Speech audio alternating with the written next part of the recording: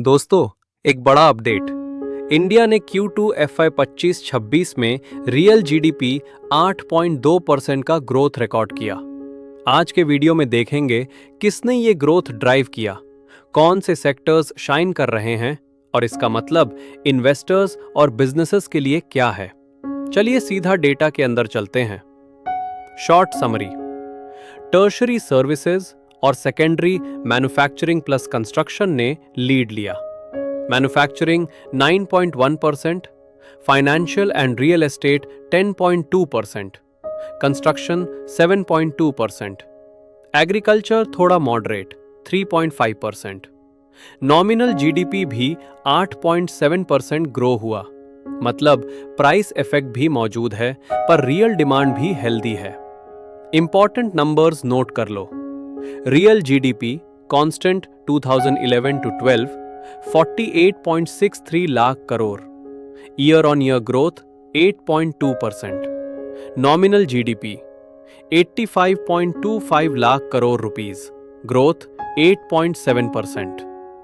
Real GVA 44.77 lakh crore rupees, growth 8.1%।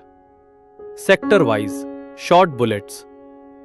Tertiary services 9.2%, strongest driver.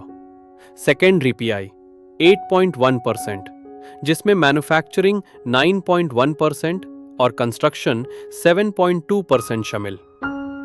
Primary और agriculture 3.5%, steady but modest. सबसे पहले services. Financial, real estate और professional services 10.2% से grow हुए। इसका मतलब credit growth, real estate activity और कॉर्पोरेट प्रोफेशनल सर्विसेज में डिमांड स्ट्रांग है। ट्रेड, होटल्स और ट्रांसपोर्ट में भी डिमांड वापस आ रही है। ट्रैवल और रिटेल स्पेंडिंग इंप्रूव हो रही है। मैन्युफैक्चरिंग 9.1%, बहुत इंप्रेसिव। इंडिकेटर्स जैसे आईआईपी और कैपिटल गुड्स प्रोडक्शन सपोर्ट करते हैं कि कैपेक्स साइकिल चल रहा है। इसका मतलब सप्लाई चेन में कैपेसिटी एडिशंस और डोमेस्टिक प्रोडक्शन दोनों बेटर हो रही हैं।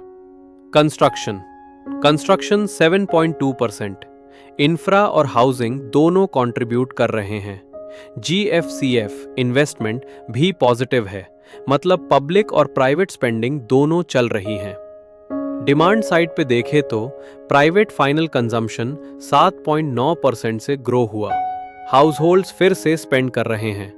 7.9% से ग्रो हुआ, हाउस होल्ड्स फिर से स्पेंड कर रहे हैं। और ग्रॉस फिक्स्ड कैपिटल फॉर्मेशन 7.3% से ग्रो, मतलब इन्वेस्टमेंट भी चल रहा है। Exports modest around 5 to 6%। External demand supportive पर ब्लॉकबस्टर नहीं। अगर आप इन्वेस्टर हो तो ये पॉइंट्स नोट करो। सिक्लिकल्स जैसे मैन्युफैक्चरिंग, कैपिटल गुड्स, सीमेंट और स्टील में अपॉर्चुनिटी है, पर क्वालिटी कंपनीज चूज करो। Financials and NBFCs, credit expansion का फायदा मिल सकता है, लेकिन एसेट क्वालिटी चेक करना जरूरी। Real estate slash construction, selected developers और आरईआईटीज को बेनिफिट मिल सकता है। बिजनेस ओनर्स के लिए डिमांड स्ट्रांग है। सोचा समझा कैपेसिटी एक्सपेंशन फायदेमंद हो सकता है, पर वर्किंग कैपिटल और इनपुट कॉस्ट का ध्यान रखो। रिस्क्स को इग्नोर मत करो। ग्लोबल स्लोडाउन या कमोडिटी शॉक, एक्सपोर्ट्स और मार्जिन्स अफेक्टेड हो सकते हैं। इनपुट इन्फ्लेशन, मार्जिन्स पे प्रेशर।